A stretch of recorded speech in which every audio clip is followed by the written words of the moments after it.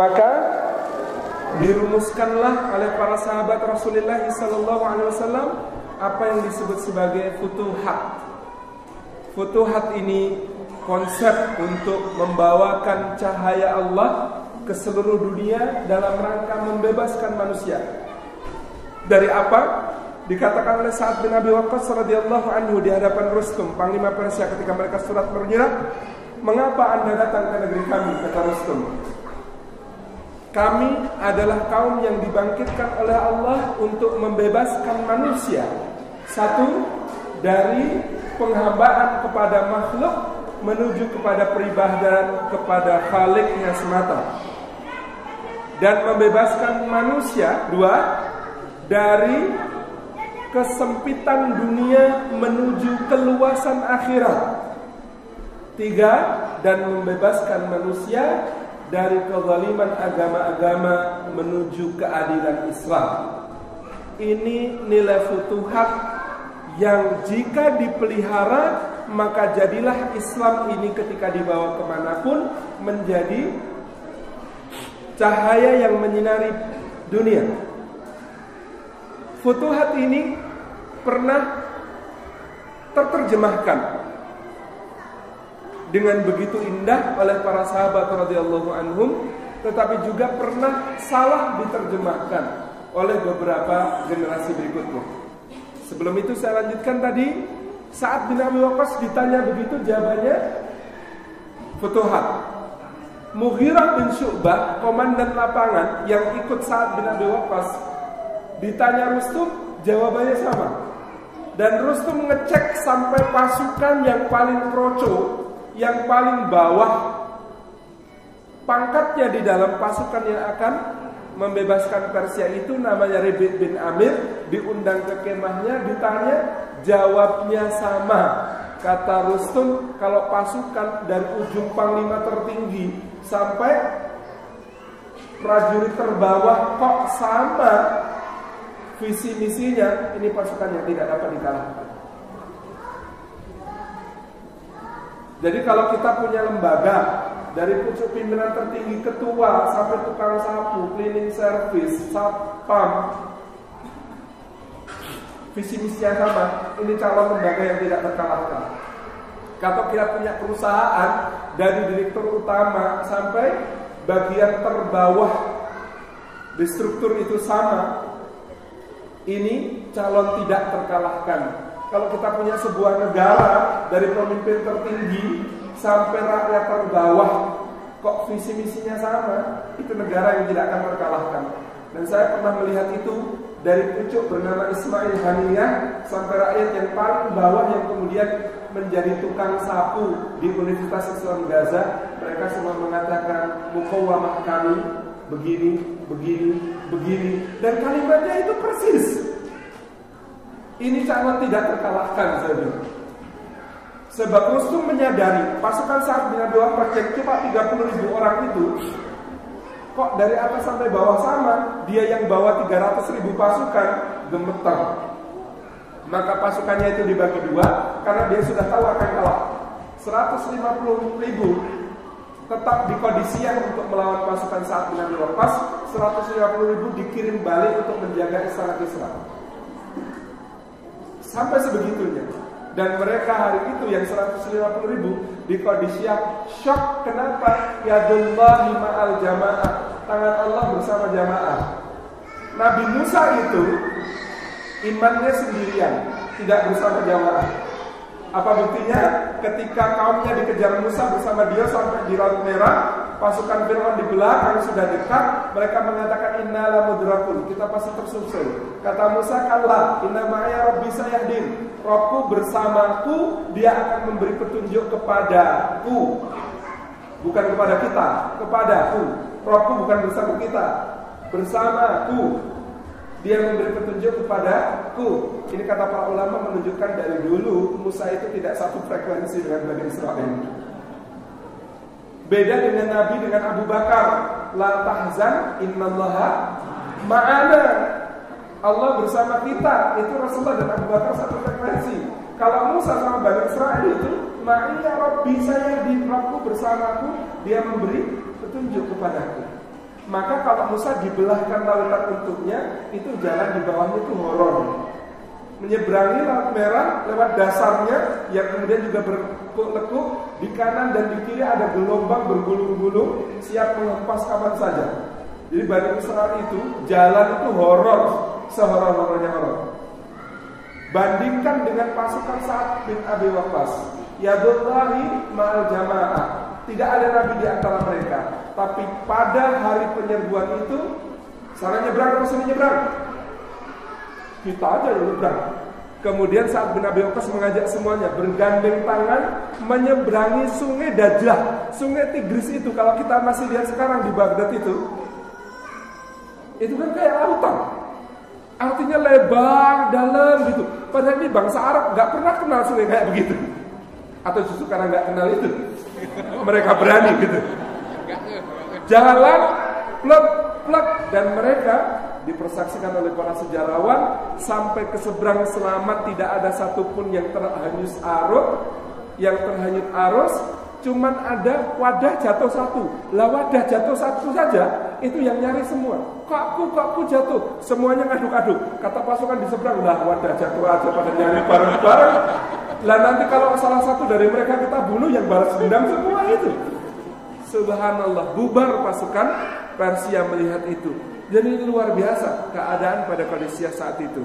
Tapi kita kembali pada konsep futuhat tadi, membebaskan manusia dari penghambaan kepada makhluk menuju penyembahan kepada Al-Khaliq semata, membebaskan manusia dari sempitnya dunia menuju luasnya akhirat, membebaskan manusia dari kezaliman agama-agama menuju keadilan Islam. Salah terjemah pernah terjadi di Andalusia. Kita memerintah Andalusia 800 tahun. Dari tahun 700 sampai 1490. Kita memerintah Andalusia 800 tahun. Tapi apa yang terjadi di sana? Raja-raja kecilnya berlomba memperbudak yang kulit putih dan rambut pirang, membangun bangunan-bangunan megah dengan tenaga. Budak-budak paksa itu, mereka kemudian menyelenggarakan pesta-pesta. Ada di bukunya Ahmad Thompson, Islam in Andalus, sesuatu yang sangat kita sesali. Bagaimana kemudian diselenggarakan pesta-pesta, ada kolam diisi khamr, gadis-gadis budak yang telanjang suruh mandi di dalamnya. Lalu para tamu di dalam pesta itu minum khamr dari kolam itu. Sampai seperti itu kerusakannya. Maka 800 tahun memerintah, bangunan-bangunan megah didirikan. Begitu Aragon dan Kastilia menggulung, kaum muslimin tidak tersisa. Dan penduduk asli tidak pernah melihat Islam sebagai futuhat di sana. Islam itu tidak membebaskan dari penghambaan kepada makhluk menuju kepada Khalik, tidak membebaskan dari sempitnya dunia menuju luasnya akhirat, tapi malah memegah-megahkan dunia. Dan Islam itu tidak membebaskan mereka dari kezaliman agama-agama menuju keadilan Islam, bahkan mereka merasakan kezaliman di bawah Islam. Tidak tersisa. Yang kedua, pengalaman India. Mughal itu dengan segala anak-anak kerajaan berikutnya memerintah India 400 tahun. 400 tahun. Menguasai 3/4 benua. Satu hal yang terlambat disadari, karena baru yang insyaf seorang sultan anak Shah Jahan, namanya Aurangzeb Alamgir. Apa yang ditangisi Aurangzeb setelah memenjarakan bapaknya sendiri, Shah Jahan? Bagaimana coba cinta untuk seorang wanita mengorbankan 30.000 budak Hindu yang mati untuk membangun Taj Mahal? Bagaimana cinta kepada seorang wanita membangkrutkan kas negara 3 tahun lamanya sampai negara tidak bisa menyelenggarakan pelayanan mendasar untuk rakyatnya? Maka 400 tahun Mughal memerintah India, hari ini yang tersisa di India sebagai dari kaum muslimin hanya 10%-nya. 10% dari seluruh penduduk. Kita bersyukur kita telah diberi letakkan dasar tentang futuhat Nusantara oleh para ulama yang datang ke negeri kita. Tapi sebelum para ulama itu, kalau kita baca di dalam Kopra Ferrara, sebuah catatan sejarawan Italia tentang babat tanah Jawa yang disusun pada masa Sultan Agung Hanyokrokusumo. Menarik sekali pembacaannya. Dakwah Nusantara dimulai dari seekor hudhud. Hudhud itu bernama Ibnu Battutah. Jadi Ibnu Battutah untuk Nusantara seperti hudhud untuk negeri Sabah. Apa maksudnya? Ketika mendarat di Samudra Pasai tahun 1320-an, apa yang dia tulis? Aku mendarat di sebuah negeri yang sangat indah. Pulau yang sedang kudatangi ini mengingatkanku tentang Andalusia, berhutan-hutan, bergunung-gunung, begitu cantik. Maka karena mengingatkanku akan Andalusia, pulau itu kemudian dikenal sebagai Pulau Andalas, Sumatera. Aku mendengar cerita tentang pulau di tengahnya, pulau yang kalau kemudian hujan turun, jelai-jelaian sumber pangan berebut untuk tumbuh. Pulau yang sangat subur dan di sana paling padat penduduknya. Pulau itu namanya Yawaddi, Jawa Dwipa. Kalau engkau berjalan ke timur, maka konon di sana sumber segala wangi dan kehangatan rempah-rempah. Yang pulau-pulau itu setiap pulaunya ada rajanya, maka dia disebut sebagai Jaziratul Muluk, Maluku. Kalau engkau mau pergi ke timur lagi, kata Ibnu Battutah, maka engkau akan bertemu dengan orang-orang yang ditemui Dzulqarnain di surah Al-Kahfi. Mereka nyaris tidak berpakaian, maka pulau itu dinamakan Jaziratul Uryan, jazirah telanjang. Kita menyebutnya dulu sebagai Irian. Laporan catatan perjalanan Ibnu Battutah ini dibaca seorang sultan yang sedang meningkat pesat kekuasaannya. Namanya Muhammad I, Sultan Turki Utsmani, kakek dari Muhammad Al-Fatih. Maka apa yang dilakukan Muhammad I? Dia kemudian menyusun sebuah tugas kepada para ulama, diambil dari berbagai negeri dengan spesialisasi yang disesuaikan dengan kebutuhan Nusantara. Inilah pemetaan yang luar biasa dilakukan Ibnu Battutah. Dalam laporannya disikapi dengan perencanaan yang sangat hebat dari Muhammad I. Dia mendengar di Pulau Yawaddi yang paling padat penduduknya, berada di tengah-tengah, strategis untuk didakwai itu pulau penduduknya cuma bertanam dengan menggantungkan diri dari hujan. Maka dikirimlah seorang ahli irigasi yang sangat pandai, tapi juga seorang alim, seorang ulama, namanya Maulana Malik Ibrahim. Di perbatasan antara Lamongan dan Gresik, dia membuat sebuah bendungan kecil, yang dengan bendungan itu kemudian dia mencetak beberapa petak sawah, yang dia kemudian memberi contoh bagaimana bertanam padi dengan teknologi irigasi yang tepat, sehingga padi itu bisa ditanam sepanjang tahun. Lalu dilaporkan bahwa ternyata di Pulau Yawaddi itu orang-orang mendewa-dewakan pepohonan, mendewa-dewakan hutan, gunung, batu-batu, dan percaya kepada para dukun sakti. Maka dikirim Maulana Maghribi pertama, orang Maroko, yang kemudian dia ini seorang ahli ruqyah. Maulana Maghribi pertama yang ahli ruqyah ini ingin masuk ke pedalaman, tapi dia orang yang gak bisa makan nasi. Dia hanya bisa makan roti seperti di negaranya. Oleh Maulana Malik Ibrahim, karena tidak ada tepung terigu, tidak ada tepung gandum, dia dibekali dengan tepung beras. Maka dia membuat rotinya dari tepung beras.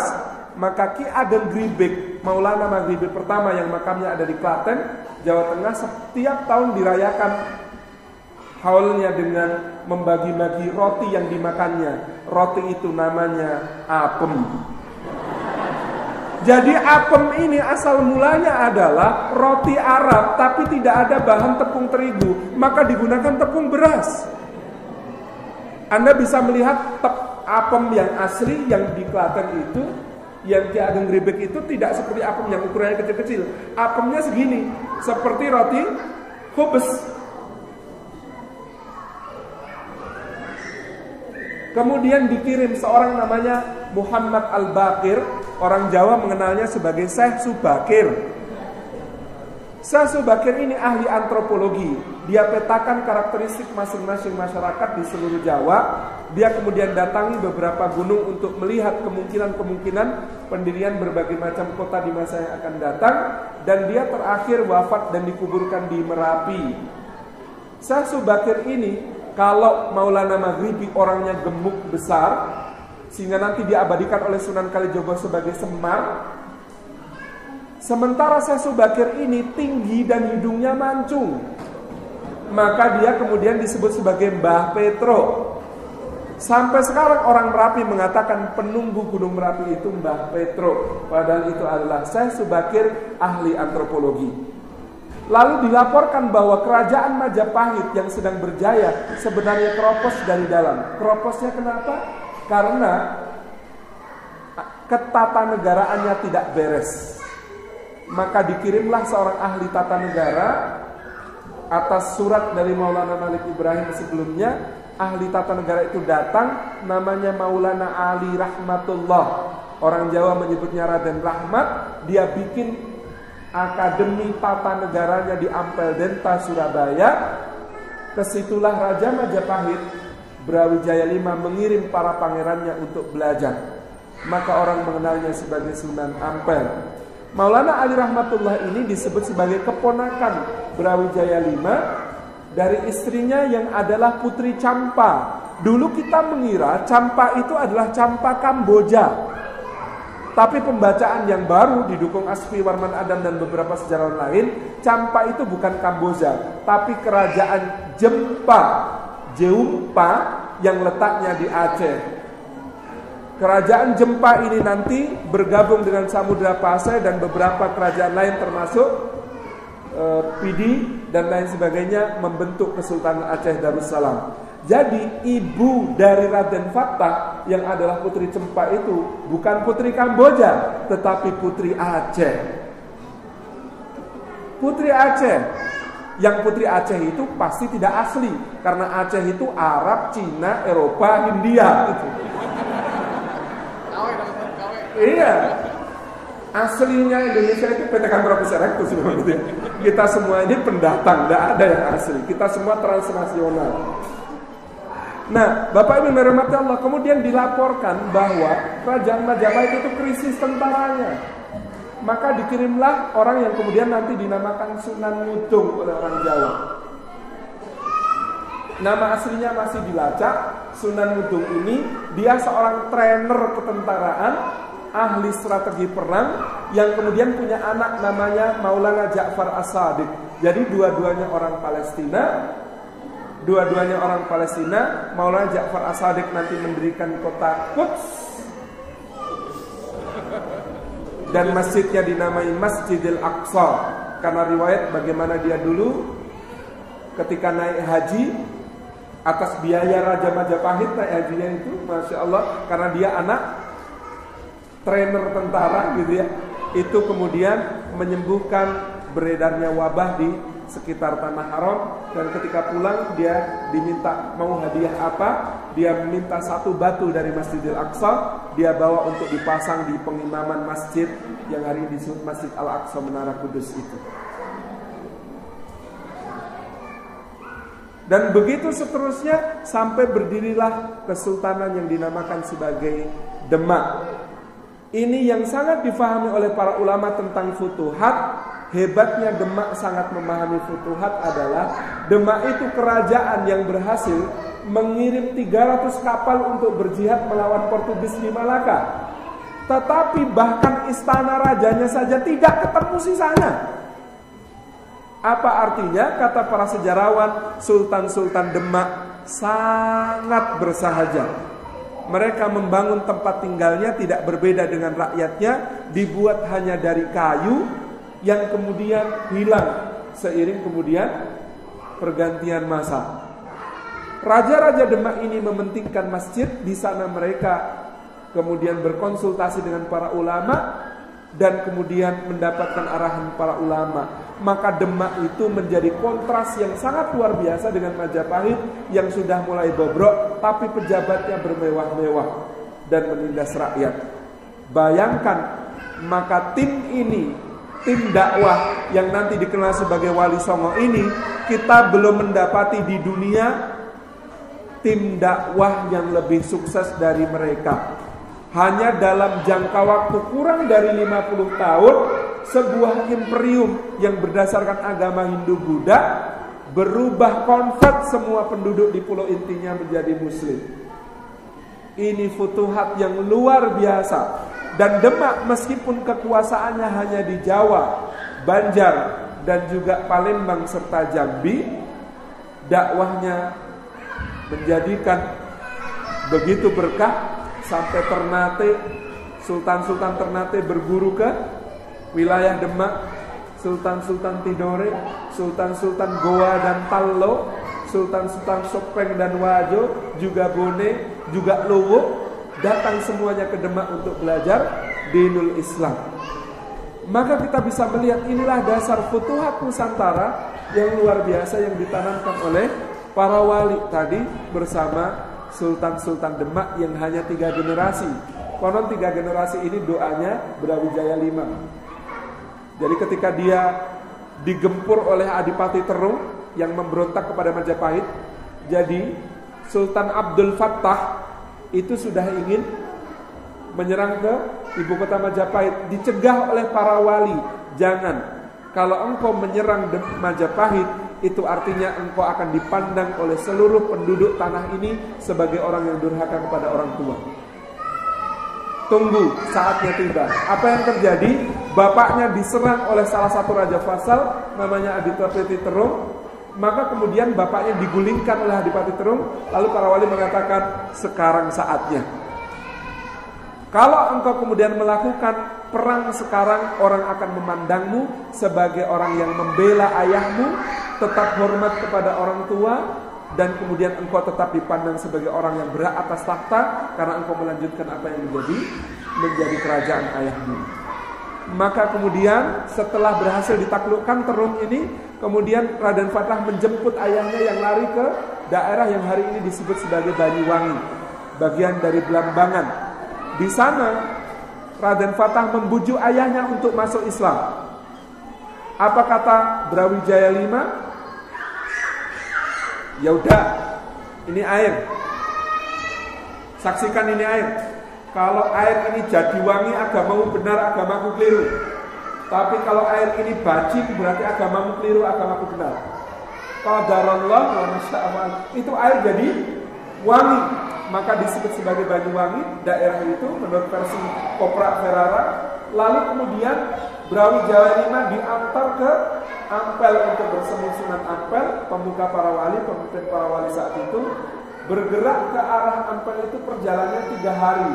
Begitu menjelang sampai Ampel, air yang semula wangi sudah berubah jadi bacin. Kata Brawijaya V, ya kalau begitu Fatah cuma 3 keturunan akan memimpin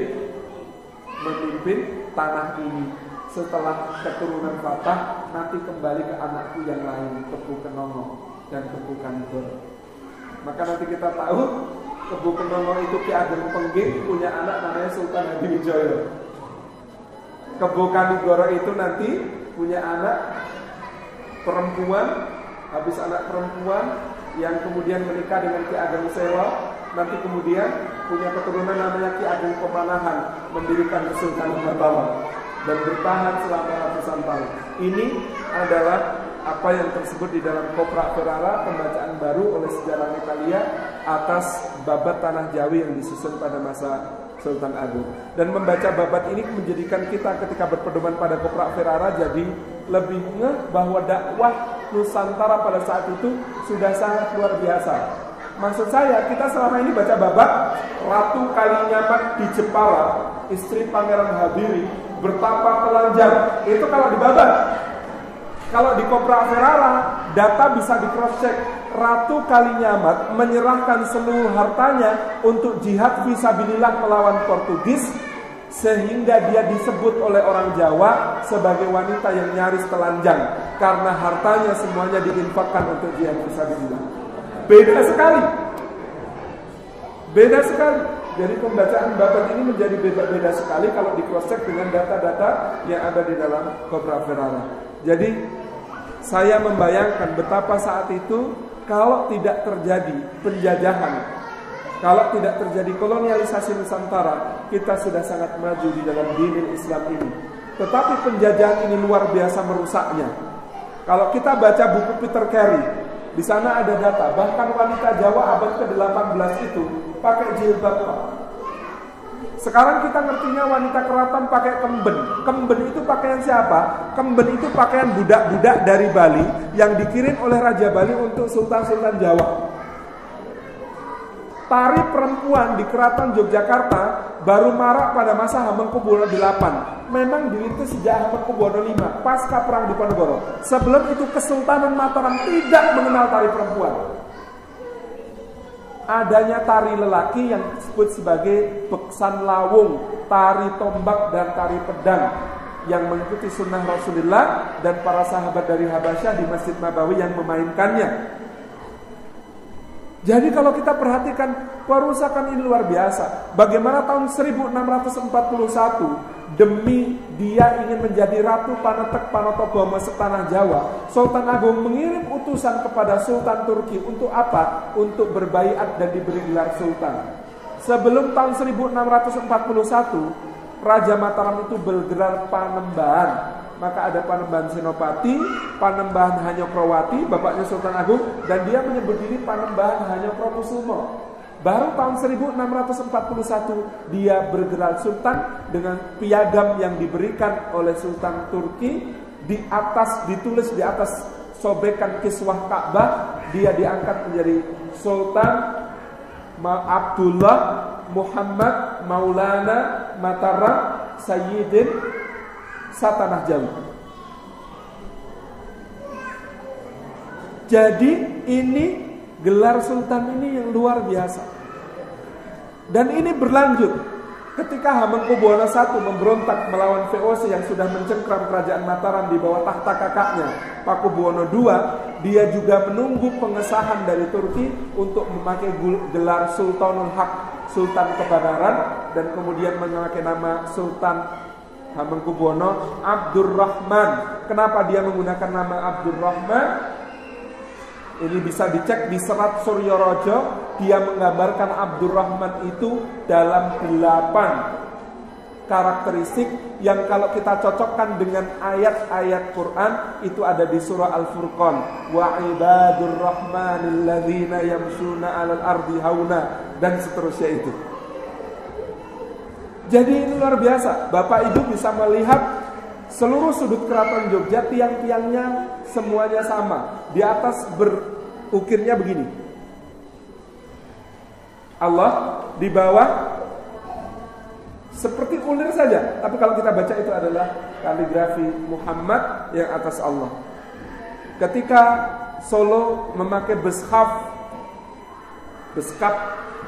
dari bahasa Belanda beskap, pakaian pasukan Napoleon, maka kemudian Sultan Hamengkubuwono I itu membuat baju namanya sorjan.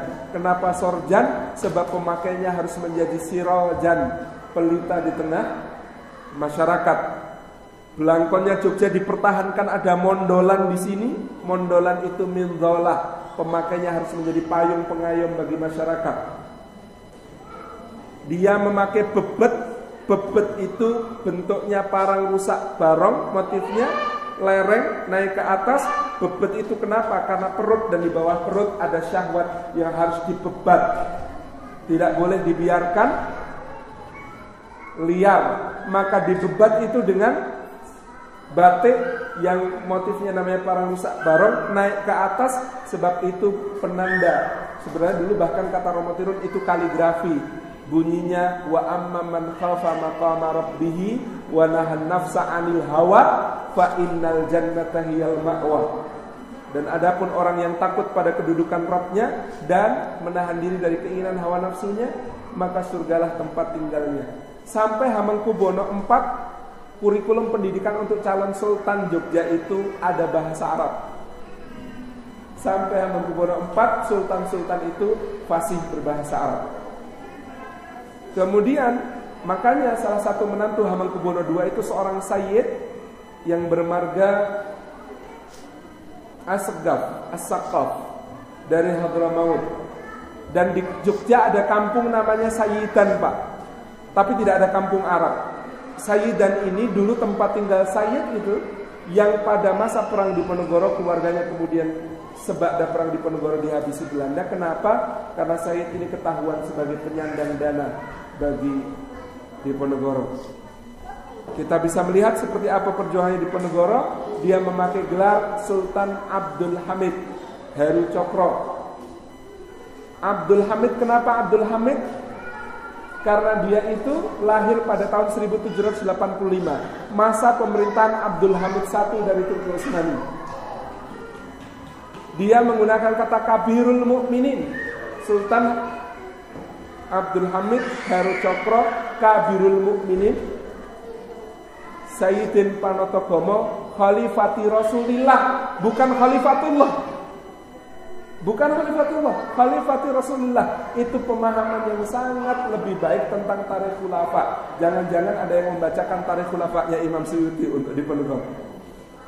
Pasukannya disusun berdasarkan kepangkatan dan juga satuan-satuan dalam Janissary, pasukan yang diandalkan Sultan Muhammad Al-Fatih untuk menaklukkan Konstantinopel. Maka kesatuan pasukan Diponegoro itu Turkiyo, Arkiyo, Bulkiyo, Borjomuah, Basun Bosek. Ini semuanya bahasa Turki aslinya.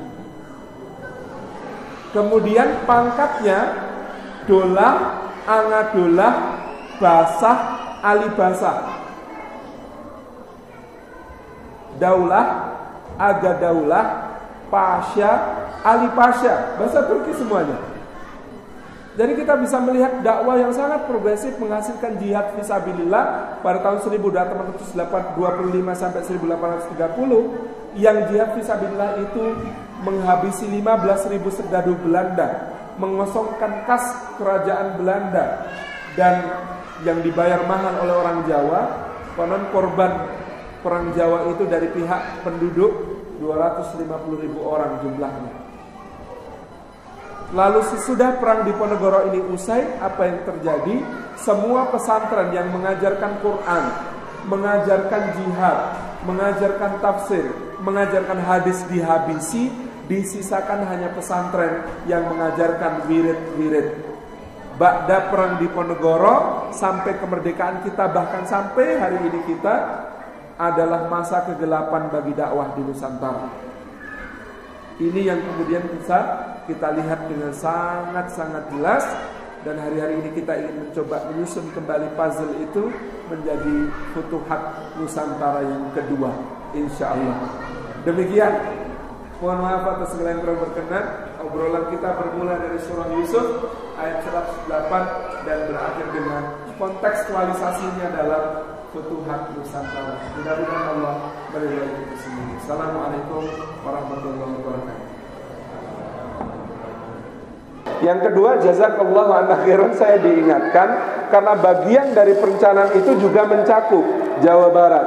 Pangeran Cakrabuana dan adiknya Rara Santang, putra Prabu Siliwangi, masuk Islam di bawah bimbingan tentu saja juga para ulama yang telah datang. Kemudian dari pelabuhan Sungai Cimanuk mereka berangkat naik haji ke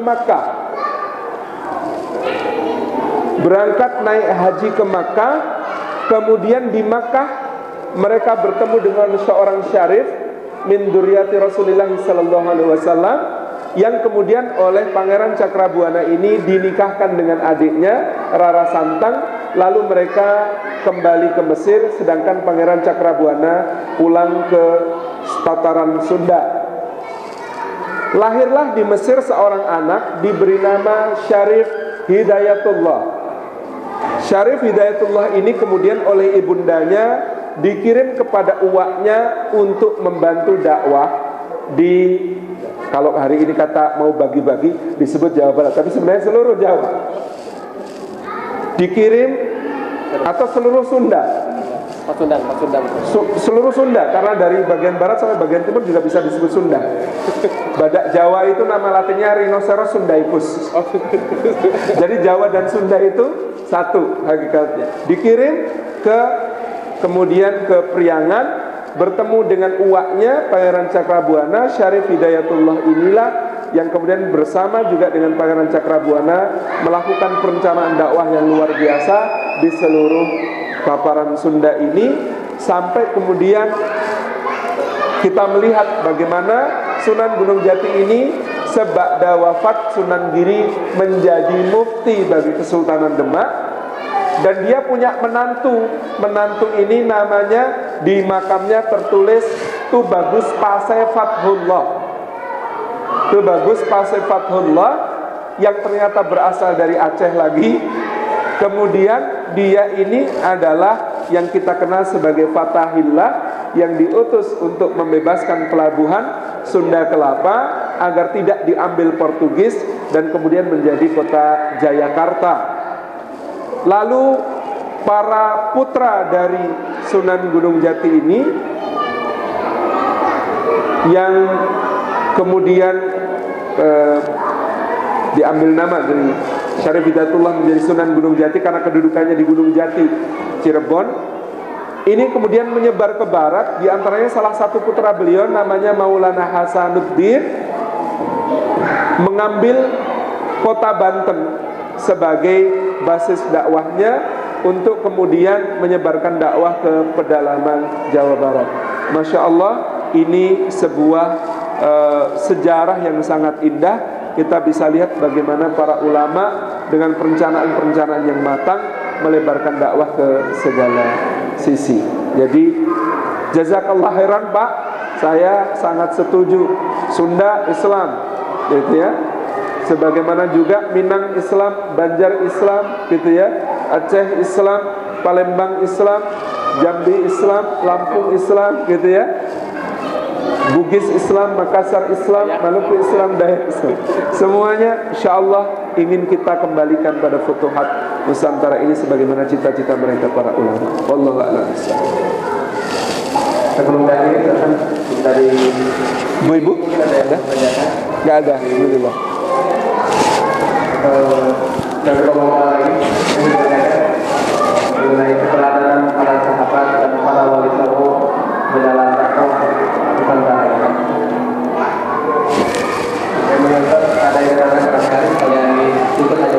Baik. Di perpustakaan University of Oxford tersimpan 2 buah surat. Surat ini dikirim oleh Sri Indrawarman Maharaja Sriwijaya. Surat pertama diterima oleh Muawiyah bin Abi Sufyan. Surat kedua diterima oleh Umar bin Abdul Aziz. Surat pertama sudah agak rusak, sulit dibaca. Surat kedua masih sangat jelas bunyinya. Dari Sri Indrawarman Maharaja Sriwijaya, yang di kerajaannya, yang dia adalah anak Seribu Raja, yang permaisurinya juga putri Seribu Raja, yang di kerajaannya ada 1000 gunung, dan di kerajaannya ada 1000 sungai, dan di kandangnya ada 1000 gajah. Untuk Raja Arab yang tidak menyembah dewa-dewa selain satu Tuhan saja, aku kirimkan kepadamu beberapa barang sebagai hadiah tanda persahabatan di antara kita. Yang dikirimkan itu cendana, gaharu, cengkeh, kayu manis, dan juga beberapa rempah-rempah yang lain. Aku kirimkan beberapa hadiah kecil untukmu sebagai tanda persahabatan kita. Mohon engkau kirimkan beberapa orang yang akan mengajarkan tentang agamamu di negeriku. Ini bisa dicek, lihat di Wikipedia sudah masuk tentang surat Maharaja Sri Indrawarman yang diterima oleh Umar bin Abdul Aziz. Oleh Umar dikirimkan para mu'alim, sekaligus juga dikirimkan 2 orang budak untuk menandai di dalam Islam ini kesetaraan luar biasa. Satu budak kulitnya putih, satu budak kulitnya hitam. Diterima, ternyata Sri Indrawarman gak suka yang kulit hitam. Dia kirim lanjutkan ke Kaisar Cina. Jadi ini cerita yang kemudian dirangkai tentang Maharaja Sri Indrawarman. Para ulama kemudian mengatakan, termasuk Buya Hamka memberi catatan, Islam ini datang sangat awal. Nah sekarang Sejarawan Taufik Abdullah melengkapi catatan itu, kalau Sri Indrawarman sampai mengirim surat kepada Umar bin Abdul Aziz untuk mengirimkan guru agama Islam, pastilah saat itu di Sriwijaya telah hadir pedagang-pedagang muslim yang akhlaknya membuat sang raja terpikat. Kalau Sri Indrawarman sampai mengirim surat untuk dikirimkan mu'alim-mu'alim agama Islam ke negerinya, itu pasti karena dia melihat bagaimana akhlak pedagang-pedagang muslim yang singgah di pelabuhannya di dekat Palembang sekarang.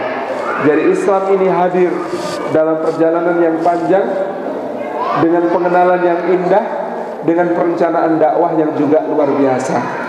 Maka hari ini jangan sampai kita hanya bertablik, tidak berdakwah.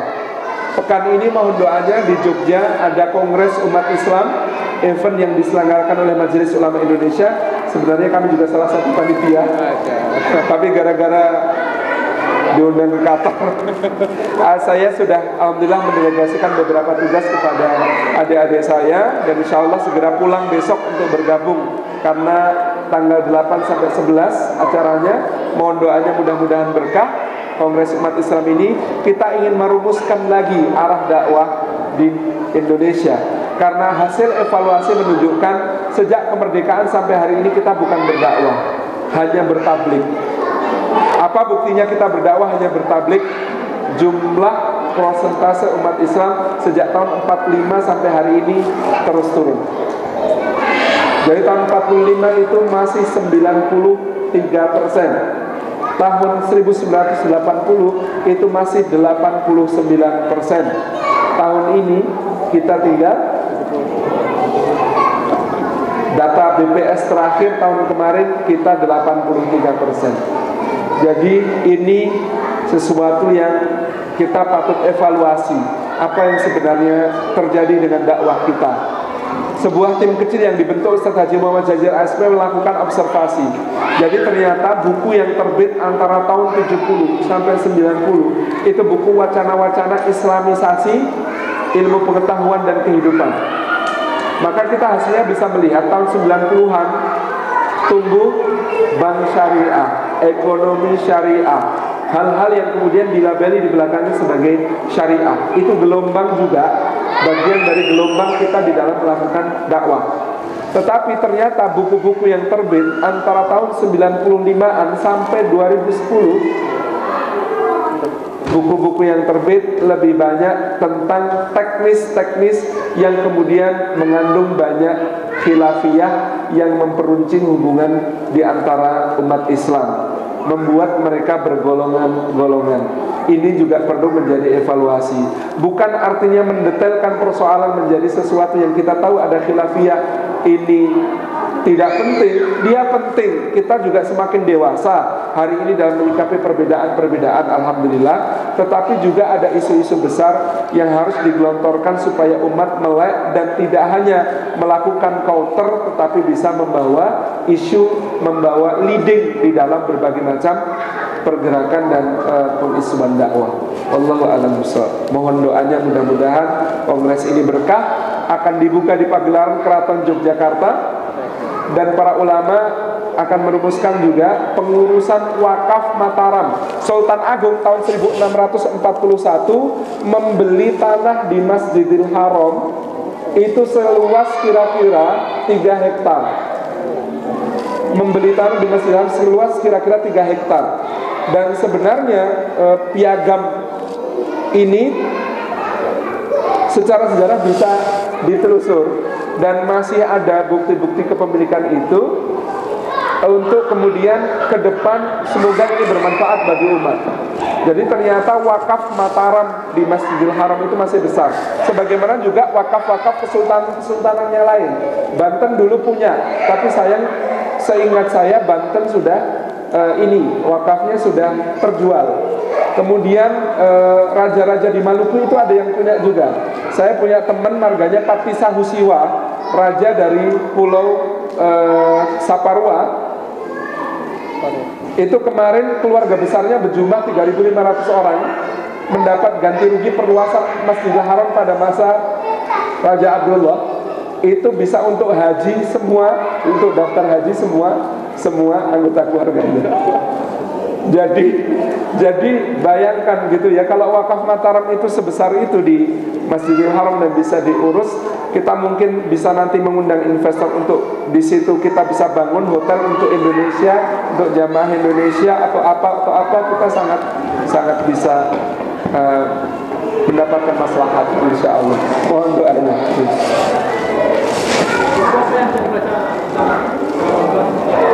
Tentang apa? Kronik Peralihan Indonesia. Saya agak lupa nih penulisnya. Kronik Peralihan Indonesia. Kemudian ada buku disertasi tentang Kopra Ferrara yang ditulis oleh sejarawan dari Belanda. Saya agak lupa judulnya. Kemudian sumber terbaru bagus juga adalah bukunya Peter Carey tentang latar belakang Perang Diponegoro. Judulnya Kuasa Ramalan, The Power of Prophecy. Jadi ini buku tentang 3 jilid tebal, catatan-catatan menjelang Perang Diponegoro. Itu. Iya. Terus beberapa buku yang lain. Kalau pembuka bisa Api Sejarahnya Profesor Ahmad Mansur Suryanegara, tapi Api Sejarah kurang mendalam. Kita hanya akan mendapatkan hal-hal yang memancing kita untuk mencari lebih jauh, insya Allah, gitu ya. Wallahu a'lam bishawab.